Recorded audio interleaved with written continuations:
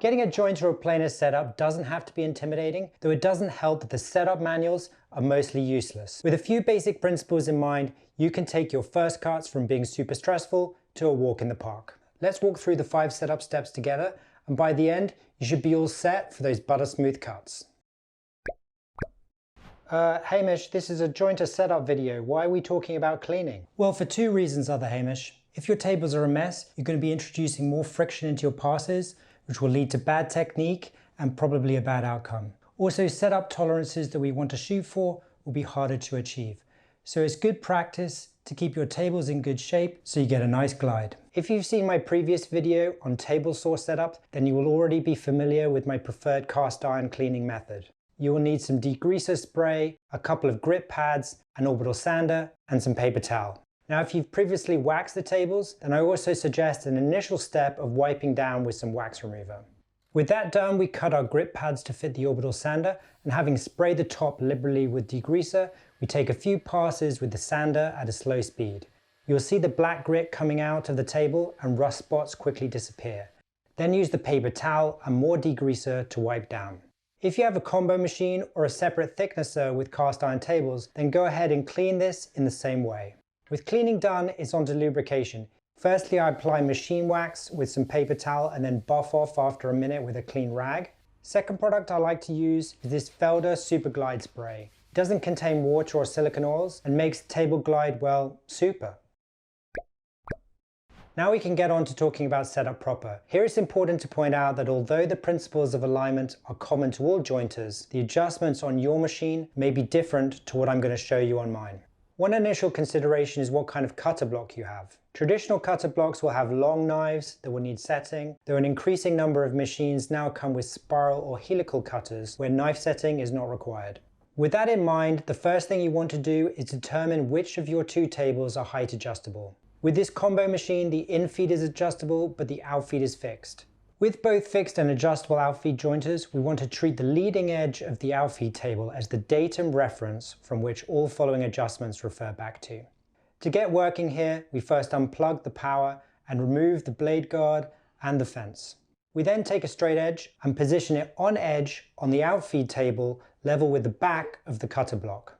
We then set our ruler 0 at the trailing edge of the infeed table. You may need to lower your infeed table slightly just to make sure that it is not interfering with this step. Now slowly rotate the cutter head and measure how far the ruler advances onto the infeed table. If you have a traditional cutter block, do this for each knife. Now repeat the same measurement at the front of the cutter block. If you're getting no ruler movement, then your outfeed is too high relative to the knives. If your ruler advances more than 4 mm or 5/32 of an inch, then your outfeed is too low. If your measurements are different, then adjustment will be needed to the front edge of the outfeed table, either up or down to get the measurements equal. With traditional cutter blocks, you can also make adjustments to the blade positions until you're getting equal ruler travel front and back on all of the blades. If you have a spiral cutter block and your outfeed is height adjustable, then you should have Gibbs screws that will offer you some adjustment here, or you may need to use shims. For fixed outfeed tables with a spiral block like this combo machine, we have adjustment bolts on the front edge which we can get out by removing the front plate. In my experience with this machine, having 4 mm of ruler travel front and back works well. Now our datum is set, we want to check that there is no skew present in the outfeed table. I use a pair of winding sticks which are designed for this purpose.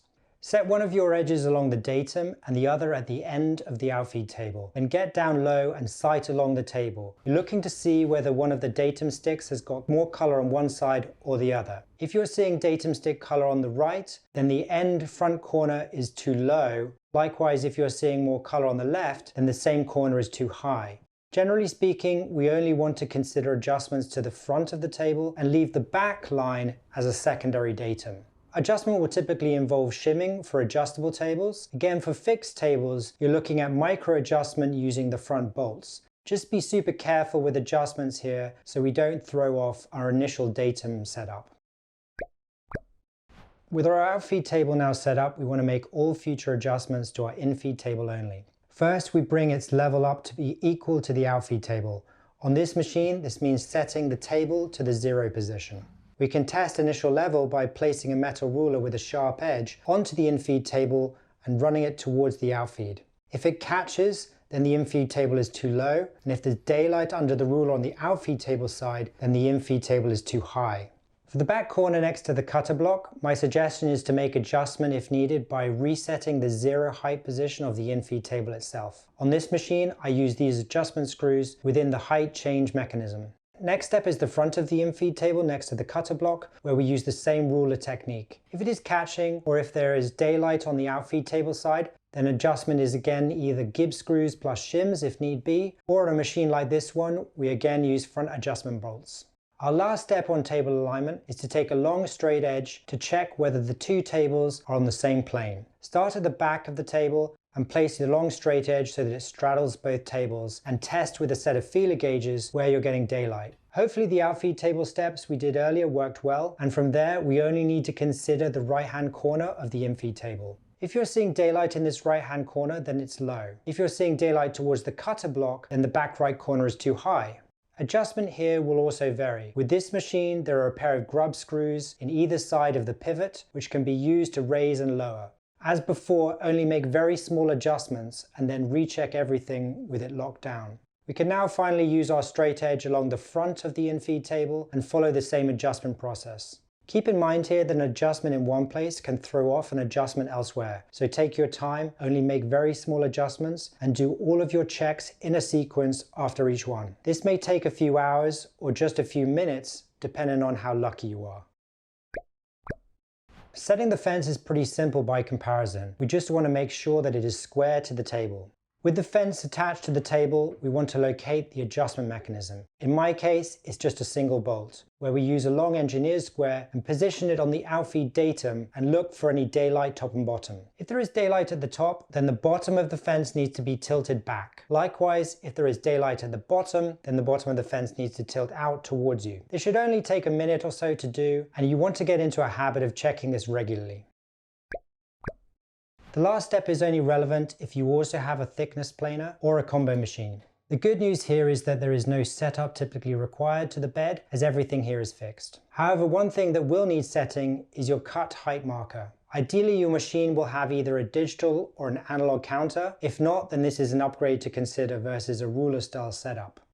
Take a board that has already gone through the jointer and use calipers to measure its thickness. Then adjust your planer to a cut that is slightly less and run your board through. Do a few passes, gradually reducing the cut height until you have a flat face that you can measure again with calipers. Check if your height gauge on the machine matches your calipers, and if not, recalibrate the gauge to equal your calipers. You may now be wondering, how do I know that my setup is working properly? Well, the proof will be looking at your cuts. If we're getting smooth flat faces along the full length of the board, then this is a good sign that all is well. If however you're feeling the board catch the outfeed as you push through, or if you're feeling a drop at the end of the board and getting what is called snipe, then it's time to go back and take another look at your setup steps.